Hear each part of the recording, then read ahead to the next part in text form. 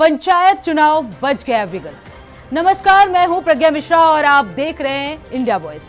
उत्तर प्रदेश में पंचायत चुनावों की तैयारी ने रफ्तार पकड़ ली है। पंचायत चुनाव 2026 से पहले राज्य सरकार ने ग्राम पंचायतों के परिसीमन की प्रक्रिया जो है वो शुरू करने का फैसला ले लिया है। आपको बता दें 28 जून यानी आज से ही इस प्रक्रिया की औपचारिक शुरुआत हो गई है। नई नगर पंचायतों, नगर पालिकाओं, नगर निगमों के गठन और सीमा विस्तार के कारण कई ग्राम पंचायतों का पुनर्गठन अनिवार्य हो गया है। इसके लिए शासन ने विस्तृत कार्यक्रम जारी कर दिए हैं। आपको बता दें इसके लिए अगले साल अप्रैल मई में त्रिस्तरीय पंचायत चुनाव किए जाएंगे। राज्य में नई नगर पंचायत, नगर पालिका और नगर निगम बनाए जाने के साथ ही पुराने निकायों के सीमा विस्तार के कारण प्रभावित ग्राम पंचायतों का पुनर्गठन किया जाएगा। आपको बता दें ग्राम पंचायत वार जनसंख्या का निर्धारण 28 से 30 जून के बीच किया जाएगा। वहीं 4 जुलाई से 8 जुलाई के बीच आपत्तियां प्राप्त की जाएंगी।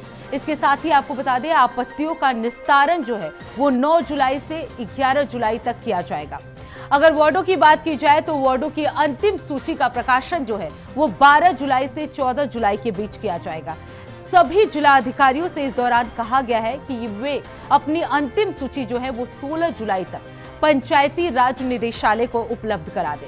आपको बता दें पंचायत चुनाव 2021 के बाद कई जिलों में नगर पंचायत, नगर पालिका परिषद और नगर निगम के सृजन और सीमा विस्तार के चलते कई ग्राम पंचायतों की जनसंख्या जो है वो 1000 से कम हो गई है। आंशिक परिसीमन के तहत शहरी क्षेत्रों में शामिल ग्राम पंचायतों को हटाने और बचे हुए राजस्व ग्रामों को नजदीकी ग्राम पंचायत में शामिल किया जाएगा। वहीं आपको बता दें इस मुद्दे पर चर्चा करने के लिए हमारे साथ कुछ गेस्ट जुड़ गए हैं। उनका इंट्रोडक्शन मैं आप सभी को करा देती हूं। हमारे साथ सपा नेता दारा सिंह जुड़ चुके हैं।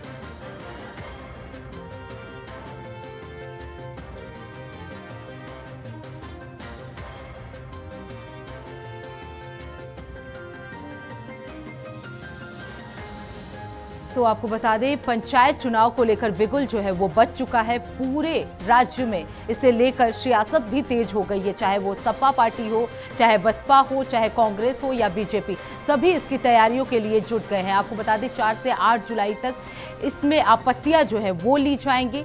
परिसीमन की प्रक्रिया जो है वो आज से यानी 28 जून से ही शुरू हो चुकी है और इसे लेकर सियासत भी काफी तेज हो गई है। लगातार एक दूसरे पर इस दौरान जो पार्टियां हैं एक दूसरे पर हमलावर हो रही हैं। आपको बता दें 16 जुलाई तक निदेशालय को पंचायत चुनाव को लेकर अपना रिपोर्ट देना होगा। अप्रैल में 2026 में पंचायत चुनाव जो है वो संभावित की जा सकती हैं। तो आपको बता दें यूपी में पंचायत चुनाव की तैयारियां काफी तेज हो चुकी हैं। आज से ही ग्राम पंचायतों को परिसीमन जो है वो कराना शुरू कर दिया गया है। 28 जून से ये प्रक्रिया जो है वो शुरू हो चुकी है। वहीं 4 से 8 जुलाई तक इसके लिए आपत्तियां जो हैं वो ली जाएंगी। तो ग्राम पंचायतों का परिसीमन जो है वो शुरू हो चुका है। ये परिसीमन काफी महत्वपूर्ण माना जा रहा है क्योंकि कई ग्रामों में 1000 से भी कम जनसंख्या हो गई है। अब इस जनसंख्या के कम हो जाने से कई वार्डों को, कई ग्रामों को एक साथ मर्ज करने की भी प्रक्रिया जो है वो हो सकती है। तो आपको बता दें पंचायतों को हटाने और बचे हुए राजस्व ग्रामों को नजदीकी ग्राम पंचायत में शामिल किया जाएगा।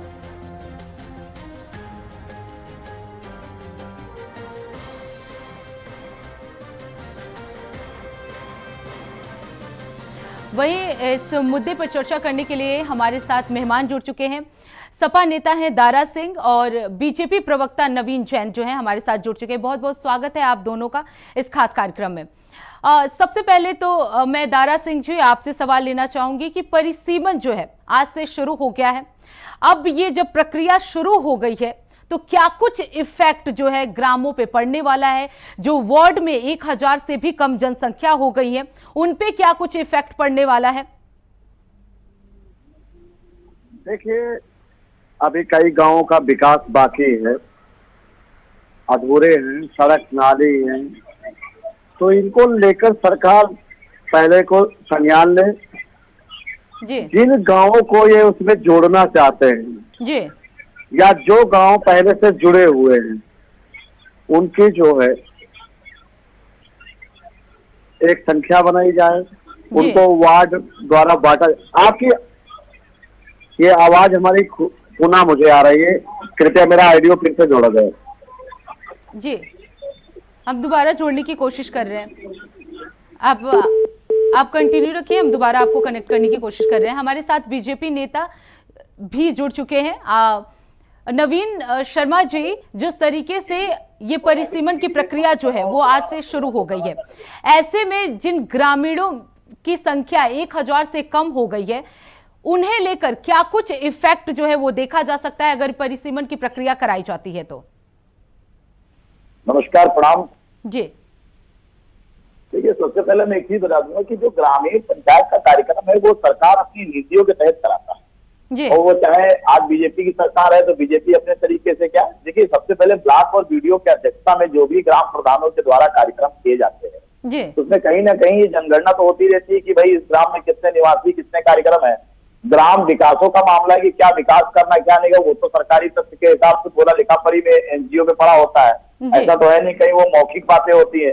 सरकार ने जो काम करा है वो बकायदा बीडीओ ब्लॉक से आप विपक्षी को, मैं कहूंगा विपक्ष नेताओं को जाके लिस्ट निकलवा के पता कर सकते हैं जी। रही बात पंचायत चुनाव, देखिए सरकार बकायदा ईमानदारी से, अपनी संयुक्ता से और बकायदा सुरक्षा के तहत ईमानदारी से करने का काम करेगी, जिसमें ग्राम प्रधान है, जो हमारे ग्रामवासी, किसी को असुविधा ना हो, सरकार पे किसी भी प्रकार का कोई दाग दप्पड़ ना लगे। जिस तरीके की विपक्ष हमेशा उंगली उठाते रहता है कि पुलिस प्रशासन ऐसा कर रहा है, कहीं कुछ कैसा कर रहा है, तो परिसीमन को ध्यान में रखा जाएगा। भाई जाति, जो हमारे यहाँ जातियों का आधार बनाया जाता है कि भाई इस जात से इतने लोग आते हैं, इस जात से इतने लोग आते हैं, कभी कभी पूरा पूरा गांव हमारा ओबीसी समाज का होता है, एससी समाज का होता है, तो इस प्रकार की कहीं अन्याय नहीं होना चाहिए। तो परिसीमन करने का ईमानदारी से कार्यक्रम की सरकार पेश करती है। इसमें मुझे लगता है विपक्ष को पूरी तरह साथ देना चाहिए कि शांति और सद्भाव से ही चुनाव सारे संपन्न हो। जी बिल्कुल। दारा सिंह जी, आप कुछ कहना चाहते हैं, प्लीज बोलिए।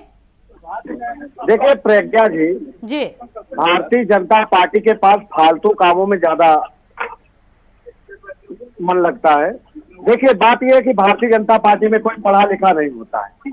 आपको बता दें कि कोई भी सवाल हो या कोई मीडिया हो या भारतीय जनता पार्टी के नेता हो या इनके दो बंधुआ मजदूर जो उप मुख्यमंत्री हैं, उनको भी किसी सवाल का जवाब लेना होता है तो वो माननीय श्री राष्ट्रीय अध्यक्ष जी के पास आ जाते हैं। शर्मा चुपे बैठो, पहले मेरी बात सुनो। आप बोल रहे थे, हम नहीं बोले। दूसरी चीज ये, अभी कई गांवों का मैंने देखा है, सर्वे करके आया, लाइफ आपके इंडिया वाइज से भी दिखा चुका हूं कि कितना काम अधूरा है। पर भारतीय जनता पार्टी को दो काम आता है, एक दंगा कराना, एक जाति। अभी ये प्रवक्ता जी ने 10 सेकंड में 3 बार जाति का नाम लिया। ये क्या करते हैं, बिहार में क्या किए, यादव ब्राह्मण करा दिए, उत्तर प्रदेश में क्या किया, मंदिर मस्जिद करा दिए, गुजरात के अंदर हिंदू मुस्लिम करा दिए। दारा जी, आज का मुद्दा परिसीमन है। परिसीमन पे बात की जा रही है कि अगर जनसंख्या कम होती है तो क्या कुछ चैलेंजेस हो सकते हैं? नहीं, चैलेंजेस देखिए, ईमानदारी से ये गांव को गांव में जोड़े, उनके विकास हेतु की बात करें, मगर इनको सलाह देना भी गलत होता है, क्योंकि जो अच्छी बातें बताओ तो इनके कान में नहीं जाते। बस ये किसी मंच पे जाएंगे, क्या सलाह देना चाहेंगे? दारा जी, आप ही सलाह दे दीजिए। अगर परिसीमन की प्रक्रिया शुरू की जाती है, दारा जी मेरी बात सुनिए, अगर परिसीमन की प्रक्रिया जो है वो शुरू होती है, जनसंख्या कम होते हैं, तो इसमें क्या सलाह देना चाहेंगे आप ही सलाह दे दीजिए। भारतीय जनता पार्टी ये सारी कूटनीति इसलिए कर रही कि ज्यादा से ज्यादा इनके प्रधान जीते, जिला पंचायत जीते, ब्लॉक प्रमुख जीते, ताकि 27 के चुनाव में इनको वोटरों पर रिवॉल्वर न तानना पड़े। जैसे अभी उपचुनाव में इन्होंने रिवॉल्वर तान लिया। निर्वाचन आयोग को काम सही ढंग से नहीं करने दे रहे हैं। ये कोई काम ढंग से नहीं। जवाब दीजिए, ये साफ तौर पर कह रहे हैं निर्वाचन आयोग को ये काम करने नहीं दे रहे हैं। बीजेपी की पार्टी अपने एमएलसी बनाना चाहते हैं, ग्राम पंचायतों को भी चुनना चाहते हैं ताकि 2027 के लिए वो अपना एक रण तैयार कर सके। क्या जवाब है आपका? मैं एक बात कहना चाहूंगा साथी प्रवक्ता से जी कि कोई भी सरकार हो, चाहे बसपा रही हो, सपा रही हो या भाजपा रही हो, आप एक बात बताइए, कौन सा लोकतांत्रिक देश में राजनीतिक पार्टियां अपने चुनाव को अपने पक्ष में नहीं जिताती? क्या सपा वाले क्या चुनाव हारने के लिए लड़ेंगे 27? वो भी तो चुनाव जीतने के लिए लड़ेंगे। तो भारतीय जनता पार्टी भी तो चुनाव जीतने की चुनाव लड़ेगी। दूसरी चीज जनता वोट देती है, जनता वोट देती है, भारतीय जनता पार्टी पूरी ईमानदारी से चुनाव हो। आप उनकी बात सुन लीजिए, उसके बाद आप जवाब दीजिए। जब आप राय सुनेंगे नहीं, बात सुनेंगे तो मतलब नहीं होता है। जाति विशेष नेता आप बस ये बताएंगे कि रिवॉल्वर तान लेते हैं, बंदूक तान लेते हैं, आप वो नहीं बताएंगे। वो लोग खबर देख रहे थे। दायरा जी, आप प्लीज उनकी बात सुन लीजिए और उनका जवाब तब दीजिएगा। नवीन जी आप बोलिए। बोलते हैं ना शर्मा जी, एक तो ये शर्मा जी होकर ऊपर इतना झूठ बोलते हैं भारतीय जनता पार्टी और पूरी। मुझे झूठ बोलने की जरूरत नहीं है, मुझे झूठ बोलने की जरूरत नहीं है, और ना ही भारतीय जनता पार्टी झूठ बोलती है। चलिए भारतीय जनता अपनी बात, मैं आपकी बात का उत्तर देना चाह रहा हूँ कि माता प्रसाद जी पर जो हमला हुआ है उन अपराधियों को जेल पहुंचाया जाएगा। कब पहुंचाया जाएगा? आप चिंता मत कीजिए, कानून अपना पूरा काम कर रहा है। धीरे धीरे सभी लोग जेल जा रहे हैं जिन्होंने गलत भाषा का प्रयोग किया है। कानून अपने हाथ में लेने का काम किया, सभी जेल जाएंगे, आप परेशान ना होइए। जो डीएम है आपके, जिला अध्यक्ष हो गए आपके, समझ गए? तो ऐसे में ईमानदारी निष्पक्ष चुनाव कहाँ हो सकता है? देखिए, अब आप चुनाव आयोग पे उंगली उठाएंगे क्योंकि चुनाव शुरू होंगे, तो आपके पास एक ही मुद्दा है, आपको सरकार पे भरोसा नहीं है, संविधान पे भरोसा नहीं है, चुनाव आयोग को भरोसा नहीं है। तो भैया आप देश में चुनाव क्यों लड़ रहे जब आपको भरोसा ही नहीं है? आप कोई बात करने नहीं चाहते। वीडियो निर्वाचन आयोग को दिए गए, 1000 वीडियो दिए गए, धांधली के रिवॉल्वर तानने का दिया गया, हम कैसे भरोसा कर लें? आप गौर कीजिए वाले दरोगा को ताजा निर्वाचन अधिकारी ने कानूनी कार्रवाई की है। सुनो मेरी, आप लोग प्लीज एक एक करके जवाब दीजिए, अभी दूसरे मुद्दे पर मत भटकिए। सवाल बस आज का ये है कि परिसीमन की जो बात चल रही है उस पे जवाब दीजिए। क्यों नहीं हैंग हो सकता है, हमें बताइए। आप देखिए, इतना भारत के संविधान पे जो उंगली उठा रहे हैं, निर्वाचन संविधान को मानते कौन? आप बता रहे हो, आप कैसे चुनाव लड़ेंगे? उन्हीं की पार्टी के लोग इल्जाम लगा रहे हैं, तो चुनाव लड़ना नहीं चाहिए आपको। क्यों चुनाव लड़ रहे हैं जब आपको भरोसा नहीं है? क्यों चुनाव की बात करते हैं आप? मत कीजिए चुनाव लड़ा, आप ही लोग तो पीटते हो। कल तो राजा महाराजा वाला कि जिसकी ज्यादा संख्या होगी वो राज करेगा। देखो, 3 दिन में मुख्यमंत्री के पद छोड़ के नहीं भागेंगे तो आप 30 मिनट की डिबेट में पूरे हिंदुस्तान को मुद्दे लेके चले आएंगे जिनका कोई बिल्कुल मुद्दे से भटके नहीं। मेरा सवाल जो है, दारा जी और नवीन जी, आप प्लीज दोनों मेरी बात सुनिए। प्लीज आप दोनों मेरी बात सुनिए। सवाल यहाँ एक दूसरे पे आरोप प्रत्यारोप करने वाला नहीं है। जनता पार्टी के नेता दारा जी आप प्लीज बात सुनिए। नवीन शर्मा जी आप भी बात सुनिए। यहाँ पर एक दूसरे पे आरोप प्रत्यारोप करने के लिए नहीं बुलाया गया। यहाँ सवाल सिर्फ ये है कि अगर परिसीमन की प्रक्रिया जो है वो शुरू होती है और जिन गांवों में 1000 से भी कम संख्या होती है तो उन्हें अगर शहरी क्षेत्रों में शामिल किया जाता है, ग्राम पंचायतों को हटाया जाता है, तो जो शेष बचे हुए राजस्व ग्राम है उनको कैसे मैनेज किया जाएगा, उनको किस तरीके से परिसीमन में लाया जाएगा, ये कितनी बड़ी समस्या होने वाली है। अगर इस तरह से चुनाव होता है तो क्या कुछ फायदा होगा या क्या कुछ नुकसान होगा, सिर्फ इसी पे जवाब देना है। मुझे लगता है दिव्या जी, जो शहरी क्षेत्र में गांव जोड़े जा रहे हैं, पहले उन गांव का सर्वे करा लीजिए, उनको कितना लाभ मिला, कितने लोगों को जमीन आवंटन की गई, जो पहले से भूमिहीन है उनको कितनी जमीन दी गई और उनको कौन कौन सा मुआवजा का लाभ मिला है। आप शहरी योजना में कर दिए, उनके पास एक बिस्वा जमीन नहीं, वो बेचारे करेंगे क्या, खाएंगे क्या? आप ये बदले देख लीजिए। भारतीय जनता पार्टी से मैं यही कहता हूँ कि पहले आप हमसे बाद में लड़ना, थोड़ा किसी विद्यालय में एडमिशन करा लो, जी प्रधानमंत्री जी करा ले, गृह मंत्री जी करा ले, योगी जी करा ले, जी पढ़ ले, फिर उनको पता चले कि गांव में विकास कैसे होता। आप एक बात बताइए, हमारे पास एक बिस्वा जमीन नहीं, हमें आपने शहरी में कर दिया, ना मुझे राशन मिलेगा वहां पर, ना मुझे आवास मिलेगा, और मुझे वहां पर आवास का जो है टैक्स देना पड़ेगा, जल का टैक्स देना पड़ेगा, तो हम कहाँ से देंगे? जी मेरे पास एक ही बिल्कुल काम बचेगा, बिल्कुल सुसाइड दारा करने जी, का। सवाल नवीन जी ये भी है कि वाकई अगर किसी को वहां से हटाया जाता है तो जो बुनियादी सुविधाएं मिलती हैं वो बड़ा चैलेंज हो जाएगा, उसको कैसे सरकार जो है वो मैनेज करेगी, बताइए। देखिए, सरकार ऐसे किसी को उठा के किसी की 1000 लोगों से कम की जो जनसंख्या, ऐसे नहीं किसी को उठा के शहरी में कर देती है। बकायदा उसका बजट बनता है। जो ग्राम प्रधान होते हैं, ग्राम मजरा के प्रधान होते हैं, छोटे छोटे गाँव में क्या होता है, कभी कभी पूर्णतः विकास नहीं हो पाता है। अभी विपक्ष के नेता ने अभी कहा कि विकास क्या कराया, छोटे छोटे जहाँ 300, 400, 500 लोगों की आवश्यकता है, वहां पर पूर्ण विकास इसलिए नहीं हो पाता क्योंकि वहां की योजना दूसरे गांव के मजरे से जुड़ी होती है। जब मजरे से गांव जुड़ी होती है तो ग्राम प्रधान क्या करता है, छोटे गांव को विकास में रोक सकता है, तो वो कभी कभी बजट का बहाना बना के करता है। अगर हम छोटे छोटे 1000 से कम के लोगों को अगर हम शहरी से जोड़ देंगे तो जो शहर के विकास है वो उन तक सीधे पहुंचेंगे। रही बात, क्या शहरी ग्रामों में, क्या शहरी पीएम आवास या जो योजना नहीं हमारी काम करती है क्या शहरी कार्य दिवस में रोजगार दिवस कार्यक्रम नहीं होते हैं क्या?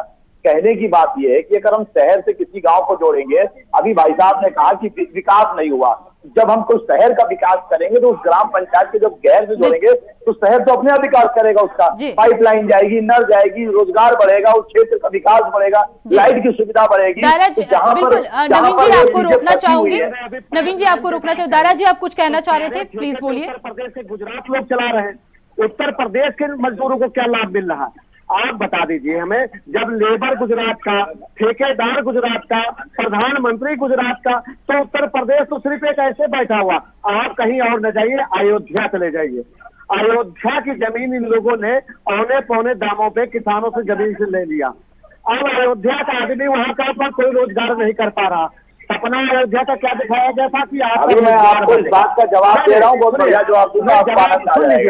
दूसरा चीज आप ये बता दीजिए कि ग्रामीण क्षेत्र में जो योजना जाती है वो फ्री जाती है, शहरी क्षेत्र में जो योजनाएं आवास दिए जाते हैं उसका जो है एक किस्त बांधी जाती है हर महीने की 2000 या 3000 आपको जमा करना पड़ेगा। अब एक बात बता दीजिए, हमारे पास नौकरी है नहीं, रोजगार का कोई साधन है नहीं, तो हम किस्त कहाँ से भरेंगे? पहला सवाल। दूसरा चीज, महंगाई इतनी कमर तोड़ रखी है कि बिजली हो, पानी टैक्स हो, हाई टैक्स हो, वो कहाँ से लोग भरेंगे? शर्मा जी देखिए, मेरी कोई जाति दुश्मनी नहीं, बात हमारे मुद्दे और विचार की होती। भारतीय जनता चाहती तो 8 साल के अंदर इतना विकास कर सकती। अब हम आपको बता दें, जहाँ मोदी जी प्रधानमंत्री जीते हुए हैं, आप उन्हीं के गाँव में चले जाइए और आप विकास की बात कर रहे हैं। एक जिला बता दीजिए जहाँ पर आपने नई मेट्रो चालू करवा दिया हो या फिर कहीं विद्यालय नया बनवा दिया हो। 27,000 आप विद्यालय बंद कर रहे हैं, 27,000 ठेके आपने खुलवा दिए। क्यों? क्योंकि नौजवान तैयार न हो पाए, शराब पिए, एक्सीडेंट करे, पैर टूटे, ना वो आर्मी में जा सके, ना पुलिस विभाग में जा सके। ये आपकी षड्यंत्र है और ये षड्यंत्र बहुत बड़ा आप लोगों ने रच दिया है। मगर अफसोस ये है कि भारतीय जनता पार्टी को ये शर्म नहीं आती है कहने में कि हाँ हमसे गलती हो गई। माफी नहीं मांगोगे, चाहे इंसान की जान चली जाए। रोजाना हत्याएं हो रही, 3 साल की बच्ची के साथ गलत काम हो रहा है। जवाब दीजिए, क्यों डेवलपमेंट नहीं हो पा रहा है? कितने ग्राम बनाए गए हैं, उसमें शिक्षा हो, एजुकेशन हो, उसके बारे में भी डेवलपमेंट नहीं हो रहा है, साफ तौर पर आरोप है। जवाब दीजिए। देखिए, सबसे पहले मैं एक चीज बताना चाहूंगा, इनके जो सवाल है तो सवालों का उत्तर इनके सवालों में ही है। अगर वो सही से समझ ले तो इनको समझ में आ जाएगा। सरकार अगर विकास नहीं कर रही है तो सरकार के अंदर इतने रोजगार, जो विदेशी फैक्ट्रियां हमारे यहाँ भारत में आके अपना जगह ले रही है, उत्तर प्रदेश को हब बना के रखी है। आते हैं उत्तर प्रदेश। दूसरी चीज, आपने कहा कि सरकारी विद्यालयों, दादाजी उन्हें बोलने दीजिए, आपको समय दिया गया था ना, अब उनकी बात सुन लीजिए। झूठ या सही, पहले आप उनकी बात सुन लीजिए। आपने सवाल किया है, उनको जवाब देने दीजिए। दादाजी आप उनका जवाब सुन लीजिए। बोलने ही नहीं दे रहा हमें। ये भाजपा वालों को बाबा पीर का इलाज दारा जी, आपको समय दिया गया था ना, आपने सवाल उठाए, उसका जवाब सुन लीजिए प्लीज। उत्तर इन्हीं के पास है, उत्तर इन्हीं के पास है। नवीन शर्मा जी, आप बताइए उनके सवालों का जवाब दीजिए आप। 11 साल से बोल रहे हैं, 11 साल से बोल रहे हैं केंद्र में, 8 साल से उत्तर प्रदेश में बोल रहे हैं। इनके पास सिर्फ माननीय नरेंद्र मोदी जी को कटाक्ष करना, माननीय योगी जी के कामों को अनदेखा करना, यही काम करते हैं। आपने कहा विकास की बात, आगरा हमारे मुख्यमंत्री जी को मैं आपसे भी बात कर रहा हूँ, आपने वहाँ के किसानों को औने पौने दाम में आपके सपा के नेताओं ने जमीनें खरीदी, वहाँ के किसानों को क्या मूल्य दिया, आप जब पेश करके बताइए। आप ऐसी बात कर रहे हैं, सरकार ने जिन को मुआवजा दिया 1 नंबर का दिया, ये पूरी जानकारी रखिए। देवरानी की थाली नहीं चल रहा है, तो आपके लिए अहम डिबेट होती है।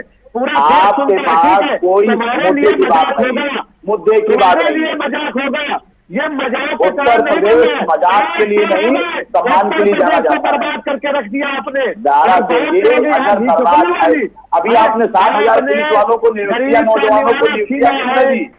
कितने दी? 60,000 उत्तर प्रदेश की पुलिस की भर्ती को ईमानदारी को दिया। आपके यहाँ ईमानदारी की भर्ती कभी हुई? आपने बंद किया, बताइए, आपका ईमानदारी की भर्ती हुई? दारा जी और नवीन शर्मा, काम किया। आप दोनों लोगों से मैं परिसीमन पे बात कर रही थी, आप डेवलपमेंट पे चले गए, आप किसी और मुद्दे पे चले जा रहे हैं। अभी सिर्फ पंचायत चुनाव के बारे में बात हो रही है। पंचायत चुनाव के लिए क्या चैलेंज हो सकता है 2026 में ये चुनाव? अब इनके लिए होता है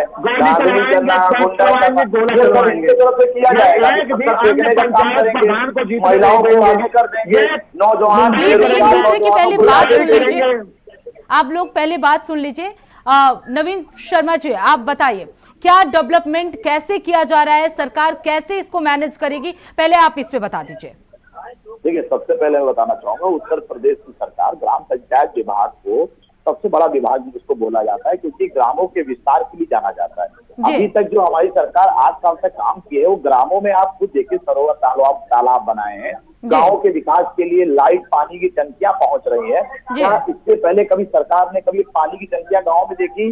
गाँव में पानी की पाइपलाइन देखे नहीं? इसीलिए गिर रही मैंने क्या बोला आपको, इनको अगर कोई विकास होता है, जी उनकी बात कंप्लीट हो जाएगा, उसके बाद आप जवाब दीजिएगा, आप बताइएगा कि कहाँ कहाँ कमियां रही है। देखिए, अब सुनिए, तो ये अयोध्या लेके बैठे हुए हैं, यहाँ मेरा पूरा देश, पूरा भारत है, आप पूरे भारत की बात कीजिए। आप दोनों हर बार मुद्दे से भटक जा रहे हैं, प्लीज आप उसी मुद्दे पर बने रहिए, आप पंचायत चुनाव पर ही फोकस कीजिए।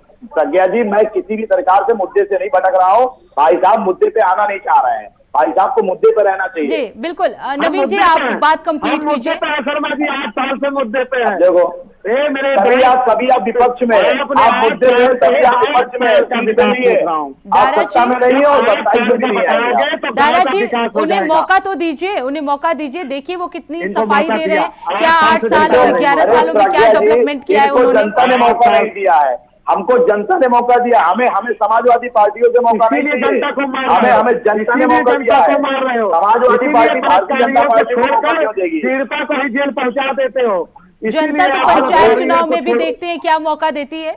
नवीन जी देखिए, मैं जरूर आपके यहाँ टीवी डिबेट के माध्यम से मैं शालीनता से एक जवाब देना चाहूंगा जी। अगर हमें भरोसा है चुनाव आयोग पे, हमें भरोसा है अपनी कानून व्यवस्था पे, और सबसे बड़ा भरोसा है जो ये आम जनमानस जनता है, इनके लिए जो हमने काम किए हैं। आप एक चीज बताइए, गाँव में कौन रहता है? किसान रहता है, किसानों को किसान निधि जा रही है, बकायदा ईमानदारी से जा रही है। राशन की प्रक्रिया अभी भी चालू है, कहीं किसी प्रकार से सरकार ने रोका नहीं है। किसी भी तरीके से मेडिकल आयुष्मान योजना का सबसे ज्यादा लाभ लेने वाले लोग कौन है? गांव के लोग हैं, जो कभी 5 लाख 7 लाख रुपए नहीं जोड़ पाते थे। आज क्या हमारे गांव के लोगों में विकास नहीं हुआ? आपको क्या लगता है गांव के अंदर जो लाइटें चल रही हैं और ऊर्जा पहुंच रही है, ये विकास की श्रेणी में नहीं आता? रोडे देख लीजिए, आरसीसी बन गई है, इनके वहां तो खलंजे भी नहीं लगते थे, ठेकेदार पैसा मारने जाते थे। जी बिल्कुल नवीन जी, देखना कि वो डॉक्यूमेंट्स में तो वो दिखते हैं कि आयुष्मान योजना में इतने लोगों को लाभ पहुंचा, बहुत सारे हैं, ये डॉक्यूमेंट्स में। दारा सिंह जी आप जवाब दीजिए। देखिए, इन्होंने कहा राशन देते हैं, राशन के बदले और किसान निधि के बहाने इन्होंने 10 किलो खाद कम कर दी जी, बिजली का बिल बढ़ा दिया जी, ठीक है। ये आयुष्मान कार्ड का बात कर रहे हैं। आयुष्मान कार्ड जो है, अगर आपके परिवार में 6 लोग होंगे तब बनेगा, 4 लोग जो होंगे नहीं बनेगा। अब आप एक बार बताइए, 2 लोगों को कहाँ से लोग लाएं जब सरकार जी ये बिल्कुल दारा जी, समय का अभाव है हमारे पास। आप दोनों का बहुत बहुत धन्यवाद इस हमारे खास कार्यक्रम में शामिल होने के लिए। तो पंचायत चुनाव जो है वो शुरू हो चुका है। पंचायत चुनाव जो है वो 2026 में शुरू होगा और परिसीमन की प्रक्रिया जो है वो आज से शुरू हो गई। अब देखना होगा कि सरकार के पास क्या कुछ चैलेंजेस होते हैं, किस तरह से 1000 से कम संख्या वाले जो ग्राम है उनको अगर मर्ज किया जाता है तो क्या कुछ चैलेंजेस होंगे। तो हमारे इस खास कार्यक्रम में बस इतना ही। देश दुनिया की तमाम बड़ी खबरों के लिए देखते रहिए इंडिया वॉइस। तब तक के लिए नमस्कार।